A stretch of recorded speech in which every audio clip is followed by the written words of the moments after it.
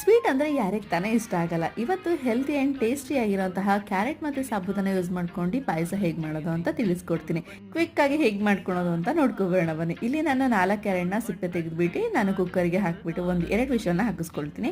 ಈ ರೆಸಿಪಿಗೆ ನಾನು ಊಟಿ ಕ್ಯಾರೆಟ್ನ ಯೂಸ್ ಮಾಡಿದ್ದೀನಿ, ಇಲ್ಲ ನಾರ್ಮಲ್ ಕ್ಯಾರೆಟ್ ಆದರೂ ನೀವು ಯೂಸ್ ಮಾಡ್ಕೋಬಹುದು. ಇಲ್ಲಿ ನಾನು ಸಾಬೂದನ ಅಂದರೆ ಸಬ್ಬಕ್ಕಿನ ಒಂದು 2 ರಿಂದ 3 ಗಂಟೆ ಕಾಲ ನಾನು ನೆನೆಸ್ಕೊಂಡಿದ್ದೆ. ನೆನೆಸಿರುವಂತಹ ಕ್ಯಾರೆಟ್ಗೆ ಒಂದು ಏಲಕ್ಕಿ ಹಾಕೊಂಡು ಗ್ರೈಂಡ್ ಮಾಡ್ಕೊಂಡ್ಬಂದ್ರೆ ಆರಾಮ ತುಂಬಾನೇ ಚೆನ್ನಾಗಿರುತ್ತೆ. ನೆಕ್ಸ್ಟ್ ನಾನು ಒಂದು ಕಡಾಯಿಗೆ 2 ಟೇಬಲ್ ಸ್ಪೂನ್ ಅಷ್ಟು ತುಪ್ಪ ಹಾಕೊಂಡು ಡ್ರೈ ಫ್ರೂಟ್ಸ್ ಮತ್ತೆ ಲವಂಗನ ಕೂಡ ಹಾಕೊಂಡು ಫ್ರೈ ಮಾಡ್ಕೊಳ್ತಾ ಇದ್ದೀನಿ. ಫ್ರೈ ಆದ್ಮೇಲೆ ಕ್ಲೀನಾಗಿ ಒಂದು ಪ್ಲೇಟಿಗೆ ತೆಗೆದಿಟ್ಕೊಳ್ಬಿಟ್ಟು ಅದೇ ಕಡೆಗೆ ನಾನು ಗ್ರೈಂಡ್ ಮಾಡ್ಕೊಂಡಿರುವಂತಹ ಕ್ಯಾರೆಟ್ ಹಾಗೆ ಸ್ವಲ್ಪ ನೀರನ್ನು ಕೂಡ ಸೇರಿಸ್ಕೊಂಡು ಮಿಕ್ಸ್ ಮಾಡ್ಕೊಳ್ತೀನಿ.